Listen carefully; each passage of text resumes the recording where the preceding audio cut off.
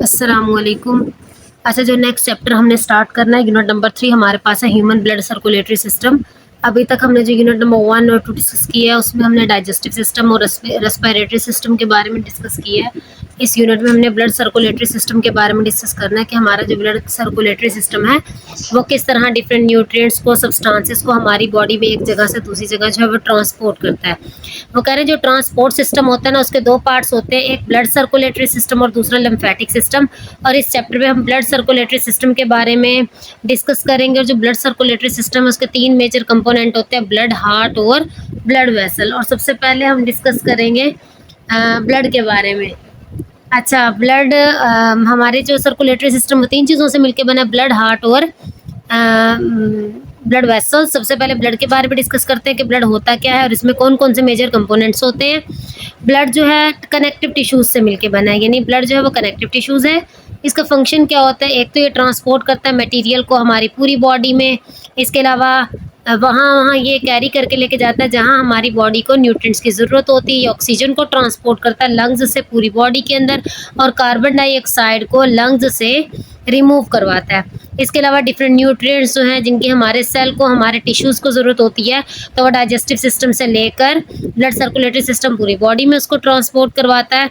इसके अलावा जो हार्मोन्स होते हैं जो डिफरेंट ग्लैंड्स प्रोड्यूस करते हैं, उन हार्मोन्स को स्पेसिफिक ग्लैंड से लेकर टारगेट ऑर्गन तक प्रोड्यूस करवाता है, सेंड भेजता है। इसके अलावा ये वेस्ट मटेरियल को भी सेल से इकट्ठा करके किडनी को भेजता है ताकि एक्सक्रीशन हो सके। ये डिफरेंट फंक्शंस हैं जिनमें पहला फंक्शन हमने कहा कि मटेरियल को ट्रांसपोर्ट करता है जहाँ जहाँ बॉडी को ज़रूरत होती है। फिर हमने दूसरा फंक्शन किया, ये ऑक्सीजन को ट्रांसपोर्ट करता है लंग्स से पूरी बॉडी में, और लंग्स से कार्बन डाइऑक्साइड को बाहर रिमूव करवाता है। फिर हमने नेक्स्ट फंक्शन पढ़ा कि ये न्यूट्रिएंट्स को भी बॉडी में डाइजेस्टिव सिस्टम से आपके सेल में ट्रांसपोर्ट करवाता है। हार्मोन्स को ग्लैंड से टारगेट ऑर्गन के पास भिजवाता है, और वेस्ट मटेरियल को सेल से इकट्ठा करके डिफरेंट जो है सेल्स में जब सेलुलर रेस्पिरेशन होती है वहाँ जो वेस्ट मटेरियल बनता है, ये मेटाबॉलिज्म के नतीजे में बनता है, वहाँ से वो इकट्ठा करके किडनी में ले जाएगा और किडनी से एक्सक्रीशन के प्रोसेस के ज़रिए उसको रिमूव करवाया जाता है। हम कंपोजिशन पढ़ते हैं ब्लड की, यानी ब्लड किस चीज़ से कंपोज हुआ, ब्लड किस चीज़ से मिलके बना, ब्लड में क्या क्या चीज़ें मौजूद होती हैं। तो ब्लड में 55% मौजूद होता है फ्लूइड लाइक पोर्शन जिसको हम प्लाज्मा बोलते हैं, और 45% में सेल या सेल लाइक बॉडीज़ होते हैं। यानी इसमें 55% प्लाज्मा मौजूद होता है जिसमें डिफरेंट मटेरियल्स मौजूद होते हैं। बाकी जो 45% है वो डिफरेंट ब्लड सेल्स मौजूद होते हैं। प्लाज्मा में हम बात करें तो प्लाज्मा में वाटर मौजूद होता है जो 91% होता है, प्रोटीन मौजूद होती हैं जो 8% होती हैं, और 1% अदर सब्सटेंसेस यानी सॉल्ट्स वगैरह, हार्मोन्स वगैरह, डाइजेस्टेड फूड मौजूद होती है। और सेल लाइक बॉडीज़ की बात करें तो 3 टाइप के सेल्स होते हैं जिनमें रेड ब्लड सेल्स और वाइट ब्लड सेल्स और प्लेटलेट्स होते हैं। रेड ब्लड सेल्स 99.1% होते हैं क्योंकि इसका मेजर काम होता है, इसने पूरी बॉडी के अंदर ऑक्सीजन को ट्रांसपोर्ट करवाना है। बाकी जो वाइट ब्लड सेल्स और प्लेटलेट्स होते हैं ये 0.9% जो है वो सेल में मौजूद होते हैं। ब्लड प्लाज्मा की बात करें कि ब्लड प्लाज्मा क्या होता है, अब हम कंपोजिशन की बात कर रहे हैं तो हम पहले ब्लड प्लाज्मा को डिस्कस करेंगे और फिर डिफरेंट ब्लड सेल्स को। ब्लड प्लाज्मा में हमारे पास जो है वाटर मौजूद होता है जो 90 से 92% जो है वो वाटर होता है। 7 to 9% प्रोटीन्स मौजूद होती हैं और 1% जो है वो अदर सब्सटेंसेस मौजूद होते हैं।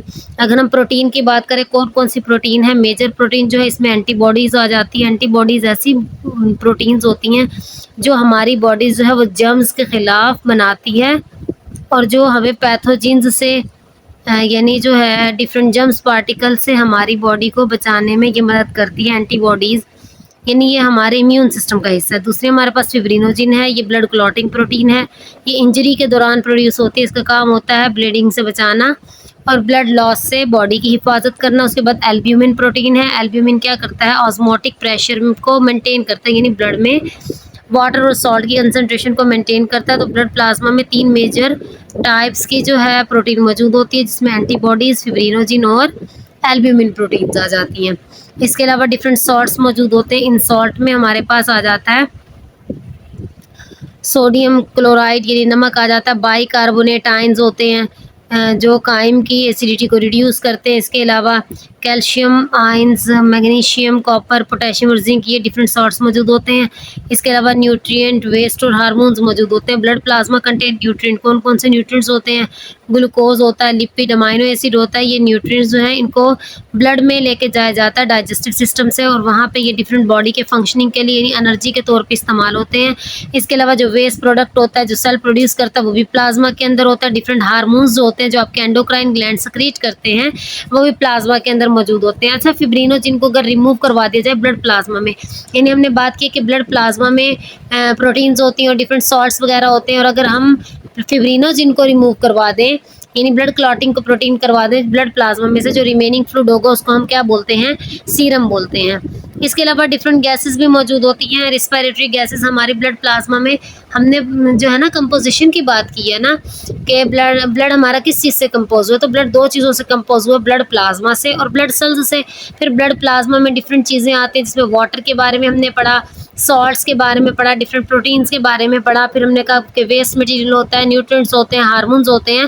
फिर हमने कहा रिस्पिरेटरी गैसेस भी मौजूद होती हैं। दो टाइप की मेजर रेस्पिरेटरी गैसेस जो ह्यूमन की बॉडीज में मौजूद होती हैं, ठीक है। एक होती है कार्बन डाइऑक्साइड और दूसरा ऑक्सीजन। ये दो रेस्पिरेटरी गैसेस हैं जो रिस्पिरेशन के प्रोसेस के जरिए यूज होती हैं, ठीक है। Small amount of carbon dioxide and oxygen dissolve in plasma, यानी प्लाज्मा में ऑक्सीजन और कार्बन डाइऑक्साइड के स्मॉल अमाउंट मौजूद होती है। मेनली जो ऑक्सीजन होती है वो रेड ब्लड सेल्स के साथ बाइंड करती है और हमारी पूरी बॉडी में ट्रांसपोर्ट होती है, लेकिन प्लाज्मा के अंदर भी 1.5% जो है हमारे पास ऑक्सीजन मौजूद होती है और कार्बन डाइऑक्साइड भी 5 से 7% मौजूद होती है ब्लड प्लाज्मा में कार्बोनेट आयंस की फॉर्म में।